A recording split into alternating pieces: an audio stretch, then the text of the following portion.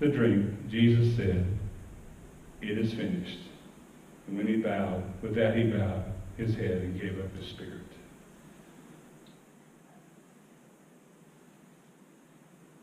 Hours and hours and hours of agony. Never back down. Never ever stopped. All so that we might be saved. What a great tension it was, the fact that the man who was perfect from the time he was born to the time he died was constantly under threat of being murdered.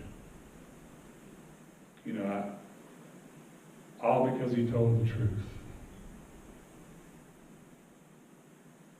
When I read y'all Psalm 22 a while back, I talked about how this it's the best picture of the cross in the story.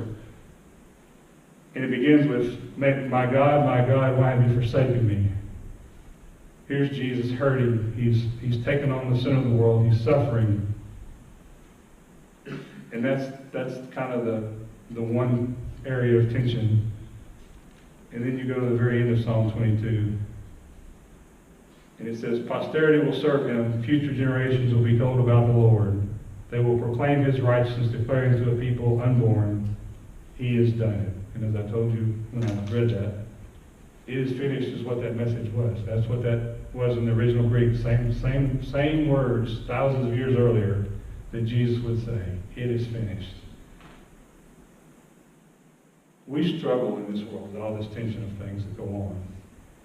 Christ, his entire life, struggled with being human, carrying the message of the gospel, and living out what God called him to be and who he was supposed to be. We have the same struggle. We have the same tension. How do we, who don't belong here, says we don't, says we're aliens, says we're temporary residents, says we're just passing through, how do we live a life worthy of the cross, worthy of what Jesus did for us? How do we do that in the tension of all the things? And I think we have to realize that we've got this much of that glory in us right now if we're saved. We don't know what we're going to look like. We don't know how we're going to change. We don't know how he's going to deliver us to heaven and what our glorious bodies will be like. But we have a promise that we will be there someday and that we'll have that body. And it will be all healed and we'll be all perfect and no more arthritis, no more issues of any kind, no more whatever it might be. And this is where I close. You know, we lost Nathaniel. And it wasn't because we didn't pray hard enough. And it wasn't because he didn't pray hard enough. And it wasn't because of anything else. And we're all going to be there at some point in time in our lives. We're all going to be at that moment where we wonder, is God going to answer our prayer? Is he going to come through? What else can I do? It's just like that rope.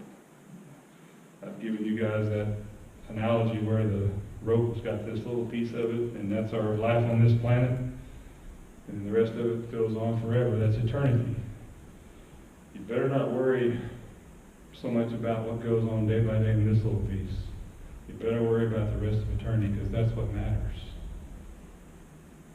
In that scripture or in that picture with the rope about to break, when that rope broke for Nathaniel, his life got really good. I mean, I can't describe it because I don't know how. I don't have the words to describe it. But they call it glory for a reason, right? I mean, we're going to glory. And I just hope today that you understand when you struggle, you're probably doing something right.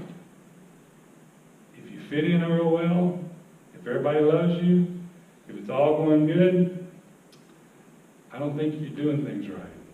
I hate to say that to you. It is what it is. There should be a great tension between you and the world, between you and what the world likes.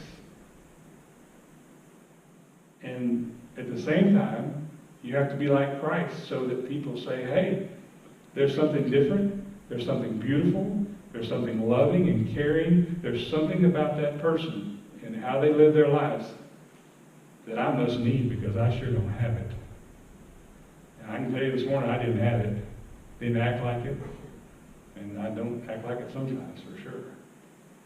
But the gospel message is here to cause that tension, to cause us to realize, I should have said something to that person. I should have invited that person to church. I should have gone and visited the hospital. I should have. The should-haves. We've got to turn those should-haves into the do's. Be doers of the word, not just hearers. Amen.